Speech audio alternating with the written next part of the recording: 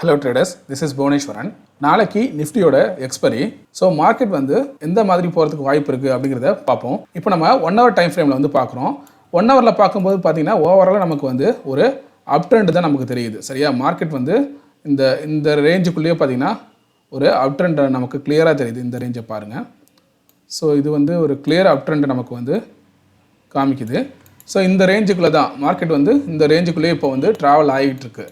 இப்போ கிட்டத்தட்ட பார்த்தீங்கன்னா அதோட ரெசிஸ்டன்ஸ் கிட்ட வந்து வரப்போகுதுன்னு கூட சொல்லலாம். இன்னைக்கு மார்க்கெட் பார்த்தீங்கன்னா புதுசாக ஒரு ஆல் டைம் ஹையை வந்து ரீச் பண்ணியிருக்கு. அதே போல் நீங்கள் மார்க்கெட்டோட ஸ்ட்ரக்சரை பார்த்தீங்கன்னா ஓவராலாக பார்த்தீங்கன்னாவே ஒரு கன்ஃபியூஸ் பண்ணுற மாதிரியே தான் இருக்கும். அதாவது நம்ம இந்த லாங்கர் டைம் ஃப்ரேமில் வச்சு பார்க்குறப்போ மார்க்கெட் வந்து அப் ட்ரெண்டை நோக்கி போயிட்டுருக்குங்கிறது வந்து தெரியும் நமக்கு. இதை வந்து நீங்கள் இன்வெஸ்ட்மெண்ட் பர்பஸில் ஒரு ஸ்டாக்கை வச்சு பார்க்குறீங்க அப்படின்னா தாராளமாக அதில் வந்து ஒரு டிப்பில் வந்து நீங்கள் பை பண்ணிட்டு அந்த ஸ்டாக்ஸை வந்து ஸ்விங் ட்ரேடிங் பண்ணலாம். ஆனால் நம்ம இண்டெக்ஸில் ட்ரேட் பண்ணுறோம், அதுவும் ஆப்ஷன்ஸில் ட்ரேட் பண்ணுறோம், இன்ட்ராடே பண்ணுறோம், இல்லை எக்ஸ்பைரி டே ட்ரேட் பண்ணுறோம் அப்படிங்கிறப்போ நம்மளால் எக்ஸாக்டாக அதோட டைரக்ஷனை ஐடென்டிஃபை பண்ணால் மட்டும்தான் ஒரு நல்ல ப்ராஃபிட் அப்படிங்கிறது வந்து பண்ண முடியும். ஆனால் கிளியரான ஒரு ஸ்ட்ரக்சரே இதில் வந்து தெரிய மாட்டேங்குது. ஏன் அப்படி சொல்கிறேன்னா, இந்த இடத்துல பாருங்கள், மார்க்கெட்டிங் எது லோ வச்சுது, அதுக்கப்புறம் இவ்வளோ தூரம் இதுக்கு முன்னாடி இந்த ஹையை விட மேலே போணுச்சு, அதுக்கப்புறம் மார்க்கெட் கீழே இறங்கி அதுக்கப்புறம் பார்த்தீங்கன்னா மேலே போகிறப்போ இந்த ஹையை விட இது வந்து லோவர் ஹை தான் ஃபார்ம் ஆனிச்சு. அதுக்கப்புறம் இதை வந்து பிரேக் பண்ணிடுச்சு. இந்த லோவை பிரேக் பண்ணி புதுசாக பார்த்தீங்கன்னா ஒரு லோ வந்துச்சு. அதுக்கப்புறம் இந்த லோவையும் பிரேக் பண்ணி தான் மார்க்கெட் கீழே வந்து வச்சுது. சரி, அகெயின் மார்க்கெட் வந்து மேலே போகும்போது இந்த ஹையை வந்து பிரேக் பண்ணாதுன்னு நினச்சாங்க. ஆனால் அதுக்கப்புறம் பார்த்தீங்கன்னா இந்த இடத்துல இந்த ஹையை பிரேக் பண்ணி மேலே போணுச்சு, இதையும் பிரேக் பண்ணி மேலே போயிடுச்சு.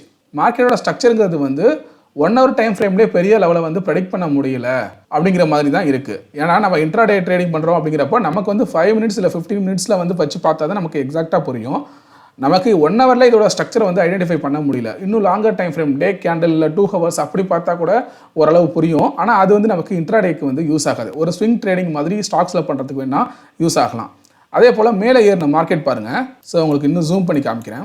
இப்போ இந்த இடத்துல பாருங்கள், இதெல்லாம் பிரேக் பண்ணி ஆல் டைம் ஹை வச்சுது. அதுக்கப்புறம் நெக்ஸ்ட் டே பார்த்தீங்க அப்படின்னா இதில் வந்து பார்த்தீங்கன்னா சைட்வேஸ்லேயே கன்சால்டேட் ஆகிட்டு இருந்துச்சு. கன்சால்டேட் ஆன மார்க்கெட்டு இதோட லோவை பிரேக் பண்ணி பார்த்தீங்கன்னா கீழே வந்துச்சு. ஸோ இந்த ரேஞ்சை பிரேக் பண்ணி இந்த கன்சால்டேட் ஆன ரேஞ்சை பிரேக் பண்ணி கீழே வந்துச்சு. கீழே போன மார்க்கெட் அகைன் என்ன ஆச்சு, மேலே போகிறப்போ திரும்ப இந்த ரேஞ்சை வந்து ரெசிஸ்டன்ஸாக எடுத்துக்கிட்டு அகைன் பார்த்தீங்கன்னா ரீடெஸ்ட் பண்ணுற மாதிரி பண்ணிவிட்டு அகைன் கீழே இறங்கிடுச்சு. அப்போ எல்லாரும் என்ன நினச்சிருப்பாங்க, ஸோ இந்த பாயிண்ட்டை பாருங்கள், இந்த லெவலு. ஸோ இந்த லெவல் கிட்ட கன்சால்டேட் ஆனிச்சு. அப்புறம் இதை பிரேக் பண்ணதுனால கீழே வந்துச்சு. அப்புறம் மேலே போகிறப்போ இது வந்து ரீடெஸ்ட் பண்ணியிருக்கு அப்படின்னு சொல்லிட்டு அதுக்கப்புறம் பார்த்தீங்கன்னா மார்க்கெட் கீழே இறங்கிச்சு. அப்போ எல்லாரோட வியூ மோஸ்ட்லி என்னவா இருந்திருக்கும் அப்படின்னு பார்த்தீங்கன்னா மார்க்கெட் வந்து இன்னும் இறங்க போது போல இருக்குது. ஏன்னா கன்சால்டேட் ஆகி லோ வந்து அதுக்கப்புறம் மேலே போய் இங்கே வந்து லோவர் ஹை தான் ஃபார்ம் ஆகிருக்கு, திரும்ப லோவர் லோ ஃபார்ம் ஆகிடுச்சு. அப்போ லோவர் லோ ஃபார்ம் ஆகிறப்போ மார்க்கெட் திரும்ப மேலே போனாலும் திரும்ப பார்த்தீங்கன்னா அடுத்து லோவர் ஹை ஃபார்ம் ஆகிட்டு திரும்ப லோவர் லோக்கு தான் வரும். ஏன்னா இந்த இருக்கிற இந்த கேப்பை எல்லாத்தையும் பார்த்தீங்கன்னா ஃபில் பண்ண ட்ரை பண்ணும் அப்படிங்கிற மாதிரி தான் ஒரு ஐடியாவில் எல்லாருமே இருந்திருப்பாங்க. ஆனால் இந்த மாதிரி மார்க்கெட் வந்து இது வந்து மோஸ்ட்லி பார்த்தீங்கன்னா ஒரு அன்எக்ஸ்பெக்டட் மார்க்கெட் தான் அப்படின்னு சொல்லலாம். ஆனால் நம்ம வந்து ஆல்ரெடி ஒரு 2 daysக்கு முன்னாடியே சொல்லியிருந்தோம், சிபிஆரை பேஸ் பண்ணி பார்க்குறப்போ மார்க்கெட் வந்து லாங் சைடுக்கு தான் போகிறதுக்கான வாய்ப்பு இருக்குது அப்படின்னு சொல்லி. ஸோ இப்போ நம்ம சிபிஆரை வச்சு பார்ப்போம் மார்க்கெட் எந்த மாதிரி இருக்குது அப்படிங்கிறது வந்து தெரியும்.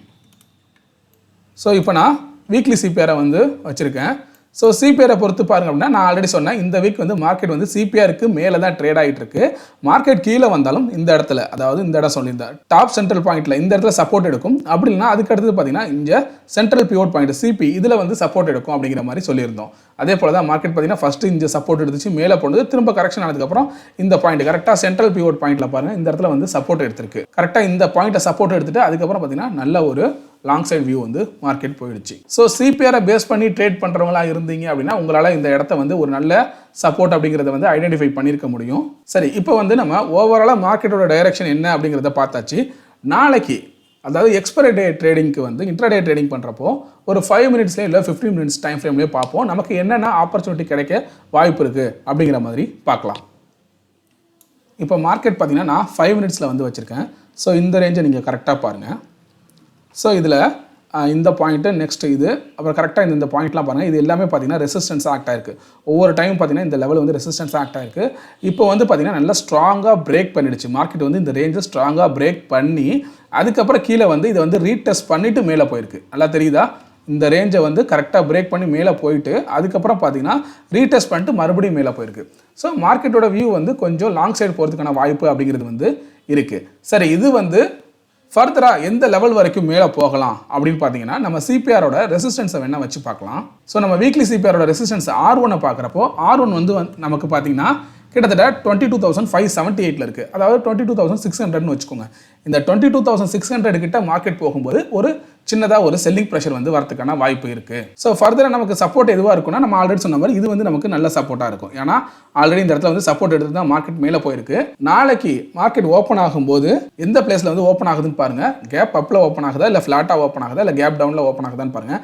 இன்கேஸ் கேப் டவுனில் ஓப்பன் ஆனிச்சு, இதெல்லாம் பிரேக் பண்ணி கீழே ஓப்பன் ஆனிச்சு அப்படின்னா அதுக்கப்புறம் இந்த ரேஞ்ச் வந்து ரெசிஸ்டன்ஸ் ஆக்ட் ஆகிடும். திரும்ப மார்க்கெட் பார்த்தீங்கன்னா ஃபர்தராக இந்த சிபிஆர் நோக்கி வர ஆரம்பிச்சிடும். இதுவே ஃப்ளாட்டாக ஓப்பன் ஆனிச்சுன்னா இது வந்து சப்போர்ட்டாக இருக்கும். அதே போல் கேப் அப்பில் மார்க்கெட் ஓப்பன் ஆனிச்சு அப்படின்னா இது வந்து ரெசிஸ்டன்ஸ் ஆகும், இது வந்து சப்போர்ட்டாகவும் இருக்கும். ஸோ நம்ம ப்ரைஸ் ஆக்ஷனை பேஸ் பண்ணி பார்த்தாச்சு. இப்போ சிபிஆரை பேஸ் பண்ணி ஓரளவு நம்ம பார்த்தாச்சு. ஓப்பன் இன்ட்ரெஸ்ட் என்ன சொல்லுது அப்படிங்கிறத வந்து நம்ம பார்க்கலாம். ஸோ இது வந்து பார்த்தீங்கன்னா இன்னைக்கு முடிஞ்சதோட ஓப்பன் இன்ட்ரெஸ்ட், அதாவது வெட்னஸ்டே முடிஞ்சதோட ஓப்பன் இன்ட்ரெஸ்ட். இதில் பார்த்தீங்கன்னா 22,300 அதிகமான ஓப்பன் இன்ட்ரெஸ்ட் இருக்குது, புட்டில் அதிகமான ஓப்பன் இன்ட்ரெஸ்ட் இருக்குது. அதே போல் 22,400 அதிகமான ஓப்பன் இன்ட்ரெஸ்ட் அப்படிங்கிறது வந்து இருக்குது. ஸோ இந்த சைடு வந்து இந்த அளவுக்கு எதுவுமே ஹெவியாக இல்லை. அப்போ மார்க்கெட் வந்து புட் சைடில் அதிகமான ஓப்பன் இன்ட்ரெஸ்ட் இருக்குது. அப்போ என்ன அர்த்தம்னா மார்க்கெட் இன்கேஸ் கீழே வந்தாலும் அது சப்போர்ட் எடுத்து மேலே போகிறதுக்கான வாய்ப்பு இருக்குது அப்படிங்கிற மாதிரி தான் தெரியுது. ஸோ இதில் ஏதாவது சேஞ்சஸ் நடக்குதா என்ன அப்படிங்கிறது வந்து நாளைக்கு மார்னிங் ஒரு 9:20க்கு மேலே வந்து செக் பண்ணி பாருங்கள். புட் சைடில் ஓவராலாக ஓப்பன் இன்ட்ரெஸ்ட் அதிகமாக இருக்கா, இல்லை கால் சைடில் அதிகமாக இருக்கா அப்படிங்கிறத. ஸோ கால் சைடில் நம்ம சொன்னோம் பார்த்தீங்களா, இந்த 22,600 இதில் தான் பார்த்தீங்கன்னா நம்ம புட்டை கம்பேர் பண்ணும்போது காலில் வந்து அதிகமான ஓப்பன் இன்ட்ரெஸ்ட் இருக்குது. அதுக்கு அடுத்ததாக 22,700. ஸோ இது எல்லாத்துலேயும் பார்த்தீங்கன்னா ஓப்பன் இன்ட்ரெஸ்ட் இங்கே வந்து ஒரு 22,600, 700 இதுக்கிட்ட தான் பார்த்தீங்கன்னா உங்களுக்கு காலில் அதிகமான ஓப்பன் இன்ட்ரெஸ்ட் இருக்குது. ஸோ மார்க்கெட் வந்து கொஞ்சம் மேலே போகிறதுக்கான வாய்ப்பு அப்படிங்கிறது வந்து இருக்குது. ஆனால் புட்டில் பார்த்தீங்கன்னா ஹெவியாக இருக்குது. 22,300லையும் சரி 400லையும் சரி புட்டை பார்த்தீங்கன்னா அதிகமாக ரைட் பண்ணியிருக்காங்க. ஸோ மார்க்கெட் வந்து ஓரளவு ஃப்ளாட்டாக ஓப்பன் ஆனால் கூட கொஞ்சம் மேலே போகிறதுக்கான வாய்ப்பு அப்படிங்கிறது வந்து இருக்குது. ஆல்ரெடி நம்ம சொன்ன மாதிரி சிபிஆரை பேஸ் பண்ணி பார்க்குறப்போ R1 22,600 வந்து ஒரு நல்ல ரெசிஸ்டன்ஸாக இருக்கிறதுக்கான வாய்ப்பு இருக்குது. தென் இப்போ நம்ம 15 மினிட்ஸ் டைம் ஃப்ரேமில் வச்சு பார்த்தாலும் நமக்கு அதான் தெரியுது. இந்த இடத்துல பாருங்கள், இது ஒவ்வொரு இடமும் பார்த்தீங்கன்னா ரெசிஸ்டன்ஸு. ஸோ இதை பிரேக் பண்ணி திரும்ப ரீடெஸ்ட் பண்ணி மேலே போயிருக்கு மார்க்கெட்டு. ஸோ நம்ம ஆல்ரெடி சொன்ன மாதிரி 22,600 அப்படிங்கிறது வந்து ஒரு நல்ல ரெசிஸ்டன்ஸாக இருக்கிறதுக்கான வாய்ப்பு இருக்குது. சப்போஸ் மார்க்கெட் நல்லா மேலே போணுச்சு அப்படின்னா இது வந்து ஒரு நல்ல ரெசிஸ்டன்ஸாக இருக்கும். சப்போர்ட் அப்படிங்கிறது வந்து 22,400 இந்த ரேஞ்ச் வந்து 400 இருக்கு இல்லையா, இந்த 22,400 வந்து சப்போர்ட்டாக இருக்கிறதுக்கான வாய்ப்பு இருக்குது. இன்கேஸ் மார்க்கெட் கீழே இறங்கினா கூட இந்த ரேஞ்சு வந்து திரும்ப ஒரு சப்போர்ட்டாக இருக்கும். ஸோ 22,400 வந்து வச்சுக்கோங்க. அதுக்கு முன்னாடி நமக்கு 22,430 நம்ம இந்த ட்ரா பண்ணியிருந்தோம் இல்லையா, இந்த லைனே சப்போர்ட்டாக இருக்கும். அதை பிரேக் பண்ணால் கூட 22,400 வந்து ஒரு சப்போர்ட்டாக இருக்கும். நமக்கு நிறைய புட்டும் பார்த்தீங்கன்னா இதில் ரைட் பண்ணியிருக்காங்க. ஸோ நெக்ஸ்ட்டு பேங்க் நிஃப்டி எந்த மாதிரி இருக்குது அப்படிங்கிறத பார்க்கலாம். ஸோ பேங்க் நிஃப்டியோட 15 மினிட்ஸ் டைம் ஃப்ரேம் வந்து வச்சுருக்கோம். ஸோ இந்த ரேஞ்சு பாருங்கள், ஃபஸ்ட்டு வந்து மார்க்கெட் இந்த ரேஞ்சில் ஒவ்வொரு டைமும் பார்த்தீங்கன்னா இது வந்து ரெசிஸ்டன்ஸாக ஆக்ட் ஆகிருக்கு. அதுக்கப்புறம் இந்த ரேஞ்ச் வந்து பிரேக் ஆனதுக்கு அப்புறம் திரும்ப வந்து இந்த இடத்துல ரீடெஸ்ட் பண்ணிவிட்டு சப்போர்ட் இடத்துல அகைன் பார்த்தீங்கன்னா நல்ல ஒரு அப்சைட் மூவ்மெண்ட் போயிடுச்சு. அதுக்கப்புறம் மார்க்கெட் கரெக்ஷன் ஆனப்போ இந்த ரேஞ்சு, ஸோ இதுக்கு முன்னாடி இந்த ரெசிஸ்டன்ஸ் இருக்குது இல்லையா, ஸோ இதை வந்து சப்போர்ட்டாக வச்சுக்கிட்டு மார்க்கெட் திரும்ப கீழே இறங்கினப்போ இந்த லெவல் கிட்ட கரெக்டாக இந்த பாயிண்ட் பாருங்கள், இதோட விக்கு போயிருக்கு இல்லையா. ஸோ இந்த லெவலில் வந்து டச் பண்ணிவிட்டு அதுக்கப்புறம் பார்த்தீங்கன்னா நல்ல சப்போர்ட் எடுத்து மார்க்கெட் வந்து திரும்ப மேலே போயிடுச்சு. இப்போ வந்து லாஸ்ட் நம்ம 3 கேண்டில்ஸ் பார்க்கும்போது நமக்கு என்ன தெரியுது அப்படின்னா சின்னதாக ஒரு செல்லிங் அப்படிங்கிறது வந்து தெரிய வருது நமக்கு பேங்க் நிஃப்டியில். ஆனால் இன்கேஸ் மார்க்கெட் திரும்ப கீழே இறங்குனுச்சு அப்படின்னா உங்களுக்கு இந்த பேங்க் நிஃப்டி இது வந்து 47,730 இந்த ரேஞ்ச் இருக்கு இல்லையா, ஸோ இது வந்து ஃபஸ்ட்டு சப்போர்ட்டாக இருக்கலாம். இதை பிரேக் பண்ணிச்சு அப்படின்னா ஃபர்தராக பார்த்தீங்கன்னா இது வந்து ஒரு மேஜர் சப்போர்ட்டாக இருக்கலாம். ஏன்னா ஆல்ரெடி பார்த்தீங்கன்னா 2-3 டைம் இது வந்து ரெசிஸ்டன்ஸாக இருந்து அதுக்கப்புறம் பிரேக் பண்ணி ரீடெஸ்ட் பண்ணியிருக்கு.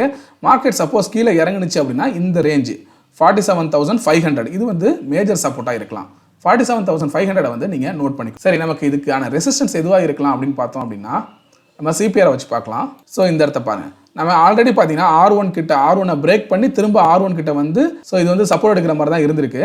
திரும்ப இதுலேருந்து மார்க்கெட் மேலே போகுது அப்படின்னா நெக்ஸ்ட் இந்த R2 வரைக்கும் போகிறதுக்கான வாய்ப்பு அப்படிங்கிறது வந்து இருக்குது. ஸோ 48,500 இது வரைக்கும் போகிறதுக்கான வாய்ப்பு அப்படிங்கிறது வந்து இருக்குது. ஸோ உங்களுக்கான சப்போர்ட் அப்படிங்கிறது வந்து 47,500, மேலே வந்து ரெசிஸ்டன்ஸ் அப்படிங்கிறது வந்து 48,500. இதுக்குள்ளேயே பார்த்தீங்கன்னா மார்க்கெட் ட்ராவல் ஆகும். ஸோ இது மேலே போனாலும் இந்த ரெசிஸ்டன்ஸை பிரேக் பண்ணுதான்னு பாருங்கள். ஏன்னா ஆல்ரெடி மார்க்கெட் இவ்வளோ தூரம் போயிட்டு ஸோ திரும்ப பாருங்கள் இந்த ரேஞ்சுக்கிட்டே கரெக்டாக இது வந்து பார்த்தீங்கன்னா திரும்ப மேலே போனதுக்கப்புறம் இது வந்து ரெசிஸ்டன்ஸாக ஆக்ட் ஆகி தான் பார்த்தீங்கன்னா செல்லிங் ப்ரெஷர் வந்திருக்கு. ஸோ மார்க்கெட் ஃப்ளாட்டாக ஓப்பன் ஆனிச்சு அப்படின்னா இந்த ரேஞ்சுக்குள்ளே ட்ராவல் ஆகும். இந்த லெவலெல்லாம் நோட் பண்ணிக்கோங்க. மேலே வந்து 48,165 இந்த 165 167 இதுக்குள்ளேயே ட்ராவல் ஆகிறதுக்கான வாய்ப்பு இருக்குது. இதை பிரேக் பண்ணிச்சு அப்படின்னா ஃபர்தராக இந்த ரேஞ்சு ஓகேவா 47,730 பிரேக் பண்ணிச்சு அப்படின்னா 47,500 தான் நெக்ஸ்ட் அதுக்கான சப்போர்ட்டாக இருக்கும். ஸோ ரெசிஸ்டன்ஸ் வந்து இது ஒன்று, இது வந்து ஃபஸ்ட்டு ரெசிஸ்டன்ஸ். இதை பிரேக் பண்ணி க்ளோசிங் வச்சுது அப்படின்னா ஃபர்தராக பார்த்தீங்கன்னா இந்த ரெசிஸ்டன்ஸை நோக்கி மார்க்கெட் போகும். அதே போல் இந்த ப்ரீவியஸ் வீக்கோட R3 பார்த்தீங்கன்னா இந்த ரேஞ்சில் இருக்குது. ஸோ இந்த இடத்துல இருக்குது இல்லையா, இதையும் நோட் பண்ணிக்கோங்க. 48,400 சரியா, இந்த ரேஞ்ச் பார்த்துக்கோங்க. ஸோ இதெல்லாம் நோட் பண்ணிக்கோங்க. 48,400, அடுத்தது 48,165 இந்த பாயிண்ட்டு, அதுக்கு கீழே 47,730, அதுக்கு கீழே 47,500. இந்த எல்லா பாயிண்ட்டையும் வந்து நோட் பண்ணி வச்சுக்கோங்க. ஸோ ஃபர்தராக இதை பிரேக் பண்ணுச்சுன்னா மார்க்கெட் இது வரைக்கும் போகும். அதே போல் கீழே வந்துச்சு அப்படின்னா, இதை பிரேக் பண்ணுச்சு அப்படின்னா ஃபர்தராக மார்க்கெட் வந்து கீழே இந்த லெவல் நோக்கி வந்து போகும். ஸோ இதெல்லாம் பார்த்தீங்கன்னா நம்ம இன்ட்ராடேக்கு தேவையான அந்த லெவல்ஸை தான் கொடுத்துக்கிட்டு இருக்கோம். ஸோ இந்த வீடியோ உங்களுக்கு பிடிச்சிருந்துச்சு அப்படின்னா லைக் பண்ணுங்கள், உங்கள் ஃப்ரெண்ட்ஸ்க்கும் ஷேர் பண்ணுங்கள். உங்களுக்கு ஏதாவது சந்தேகம் இருந்தால் கமெண்ட் பண்ணுங்கள். மறக்காமல் சப்ஸ்கிரைப் பண்ணிவிடுங்க. தேங்க்யூ.